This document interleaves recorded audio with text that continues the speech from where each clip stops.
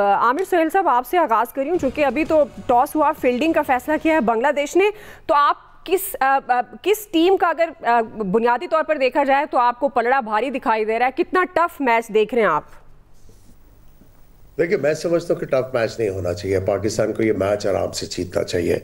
अगर जो जो टैलेंट और जो स्किल लेवल डिस्पोजल पे है दोनों टीमों का, अगर उसको कंपेयर करें तो ऑब्वियसली पाकिस्तान की टीम आपको तगड़ी नज़र आती है।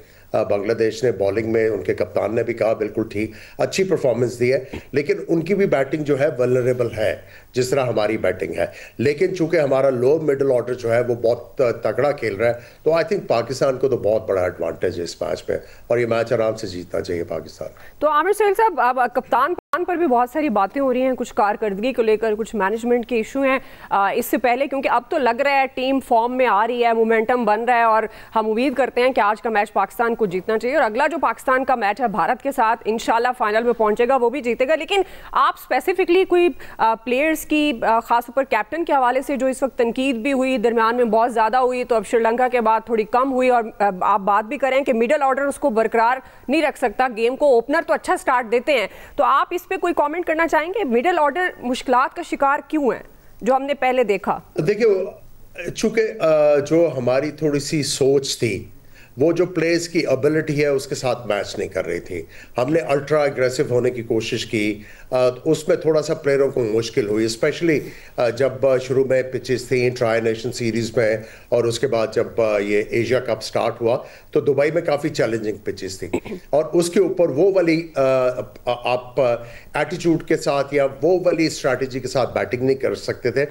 सो आई थिंक वो जो प्रेशर क्रिएट हुआ, कुछ मैचेस में रन्स नहीं हुए, तो वो जो एक्यूट कोई आपको इलनेस होती है, तो वो जब वो क्रॉनिक बनती है तो वो आपको नज़र आ रहा है। तो आई थिंक जब आप किसी इलनेस या किसी और चीज़ की बात करते हैं, तो इलनेस है तो डॉक्टर के पास जाते हैं। अगर क्रिकेट में अगर आपको कोई प्रॉब्लम आ रहा है टेक्निकली या मेंटल कोई ब्लॉक आ रहा है, तो द मैनेजमेंट जो आपका इतना बड़ा एंटराज है कोचेस का, they should come to the fore, और उनकी जो कारकर्दगी है वो रिफ्लेक्ट होनी चाहिए। देखिए, जब सब अच्छा हो रहा है तो फिर किसी की ज़रूरत नहीं है।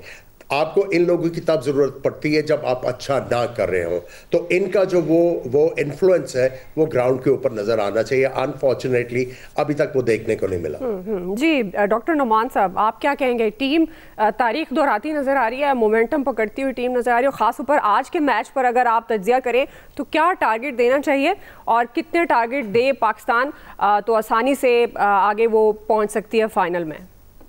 देखिए, सबसे पहले तो बहुत शुक्रिया इनविटेशन का। आमिर ने बहुत अच्छी बात की है व्हेन ही सेड के अगर आप स्किल बाय स्किल देखें तो शायद पाकिस्तान की टीम बहुत सुपीरियर है, और आज का मैच उन्हें हैंड्स डाउन जीतना चाहिए, क्लोज होने का सोचना नहीं चाहिए। लेकिन there are couple of things जो कि शायद उनके, कम से कम मेरे पास आंसर्स नहीं है। नंबर वन, एक तो टॉस ऑब्वियसली किसी के हाथ में नहीं होता। टॉस जीत के यहाँ पे जो टीम चेज करती है, ड्यू फैक्टर भी होता है, तो वहाँ पे शायद थोड़ा सा डिसएडवांटेज हो सकता है पाकिस्तान को, बट पहले बैटिंग करें और टारगेट अच्छा दें, एंड अच्छा टारगेट मींस कि 170 पार स्कोर होना चाहिए, उससे नीचे आप ना सोचें। सेकेंडली, आई पर्सनली फील जो टीम मैनेजमेंट, आज मैं माइक हसन की बात सुन रहा था कि उन्होंने मैचअप्स की बात की कि पिछले 2 मैचेस में मोहम्मद नवाज को आपने बॉलिंग क्यों नहीं करवाई, जो आपके प्राइमरली एक ऑलराउंडर हैं, क्वालिटी ऑलराउंडर हैं, और उन्होंने कहा जी मैचअप होते हैं। तो फिर इसका मतलब है कि बजाय कि हम ये कहें कि मोहम्मद नवाज जो है वो स्लो लेफ्ट आर्म स्पिनर है, हम ये कहते हैं slow left arm spinner only for right handers. So this is no justification for a bowler जो कि क्रेडिटेबल प्लेस में है और पोजीशनिंग में है, टीम की पोजीशन में। फिर आपने अनफॉर्चुनेटली इंडिया के अगेंस्ट बहुत सारे ब्लंडर्स किए थे, और आपने फिर वही टीम सस्टेन की। साइम अयूब, लेट्स होप कि वो परफॉर्म कर दे, उसका जो प्रोडिजियस टैलेंट है कभी भी T20 में तो नजर नहीं आया।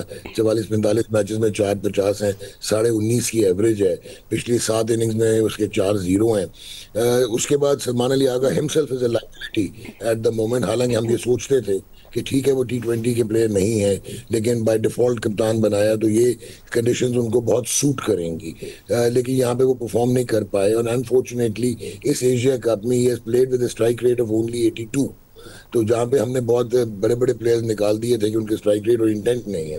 तो दो चीजें, हसन नवाज का ना खिलाना, प्योर फास्ट बॉल के साथ ना जाना, फिर फहीम अशरफ को प्रॉपरली यूज ना करना। थैंक गॉड पिछले मैच में उनको नया गेंद करवा दिया जहाँ पे करवाना चाहिए था, बट प्रॉबेबली अगर आपने आगे कंटेम्पलेट कर रहे हैं फाइनल और इंडिया के गेंद में, तो शायद ये इकोटिस्टिकल वेज चल नहीं पाएंगी।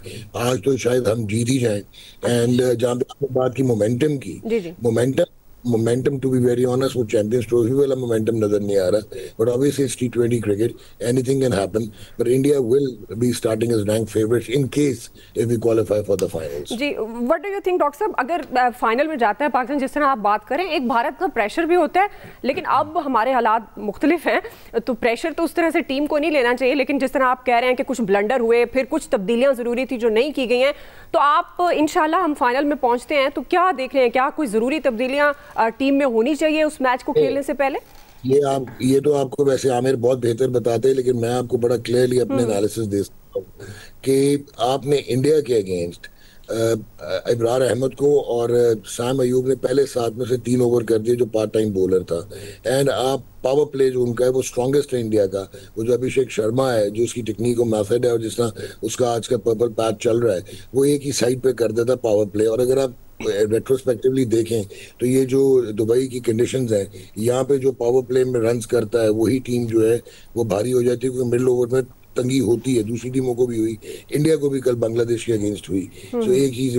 दूसरा, आप हमें तकरीरें करके गए थे कि हमारी इंटेंट है और हम strike rates, high strike rates, 158 का जिसका स्ट्राइक रेट है वो हसन नवाज, उसको हमने बाहर निकाल दिया। 137 का स्ट्राइक रेट है मोहम्मद हारिस को, उसको इंडिया के अगेंस्ट अंदर बैटिंग ही नहीं करवाई। सो अगर आपने इस किस्म के डिसीजन लेने, Hussain Talat is a fantastic player and a strike rotator, लेकिन उस दिन जब आप फ्लो में थे, 10 ओवर में आपके 91 हुआ था, वहां पे आपने हुसैन तलत को भेज दिया जो कि रोटेटर और स्ट्राइक है, जहां पे आपने मोमेंटम को लेके चलना था। तो अगर आप इस किस्म की देखें, बांग्लादेश के अगेंस्ट इस तरह की इडियोसिंक्रेटिक डिसीजन चल सकते हैं, लेकिन इंडिया के अगेंस्ट मुश्किल हो जाएगा। हालांकि इंडिया को भी प्रॉब्लम आ रहा है, उनका सूर्य कुमार यादव जो कि एक ब्रिलियंट T20 क्रिकेटर है, कप्तान भी है, बट वो 11.5 की एवरेज है पिछले 12 मैचेस में और 113 रन है और 82 का स्ट्राइक रेट है, वो भी he is having a lean patch. But अगर आपने अभिषेक शर्मा को स्पेस दे दी, तो फिर आप कैसे इस टीम के साथ, जहां पे आपको ये नहीं समझ आती किसने कब बॉलिंग करनी है। सो आई थिंक कि ये थोड़ा सा आपको सीधा करना पड़ेगा, बिकॉज 3-0 ना हो, हमारी भी यही दुआ है। This is an opportunity. अगर ऑन देयर डे एक इंडिविजुअल ब्रिलियंस हो जाए, तो इब्रार बॉलिंग कर रहे हैं, so we can always win. But एक लास्ट में ये जरूर बोलूंगा कि अल्लाह करे कि हम ये एशिया कप जीत जाए। हाँ, इंशाल्लाह।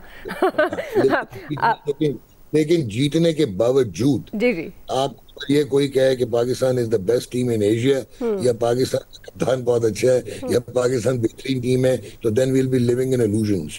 हमें भी बहुत काम करना है, डेफिनेटली उसकी तो बहुत जरूरत है। आमिर सुहेल साहब, ये स्ट्रेटेजी जो बात कर रहे हैं डॉक्टर साहब भी, क्या होनी चाहिए? इट्स टू अर्ली हम बात कर रहे हैं कि अगर पाकिस्तान फाइनल में पहुंचता है, आज का मैच जीतकर, जाहिर है ये हमारी ख्वाहिश भी है और दुआ भी है, तो क्या स्ट्रेटेजी होनी चाहिए टीम के अंदर, मैनेजमेंट में, क्या देखते हैं आप आमिर साहब? देखिए, सबसे पहले तो मैं जो माइक हैसन का भी जिक्र किया, उनको मैं मशवरा दूंगा कि अब वो फ्रेंचाइज क्रिकेट की किसी फ्रेंचाइज को हैंडल नहीं कर रहे, उनको कोच नहीं कर रहे। This is an international team, और जब आप इंटरनेशनल की टीम की बात करते हैं तो आपका जो माइंडसेट है वो थोड़ा सा डिफरेंट होता है। आपको जो है प्लेयर, जो आपके पास टैलेंट ऑन डिस्पोजल है, उसका प्रॉपर यूसेज करना आना चाहिए। मैं समझता हूं कि अभी तक वो जो प्रॉपर यूसेज है वो अभी तक नहीं हो रहा। अगर आपकी फ्रीक्वेंट चेंजेस हो रही हैं, इसका मतलब ये है कि टीम इज़ नॉट सेटल्ड, और फिर भी अगर आप फाइनल में पहुंच जाते हैं तो मैं समझता हूं कि ये बड़ी अचीवमेंट होगी और हमारी गुड लक है।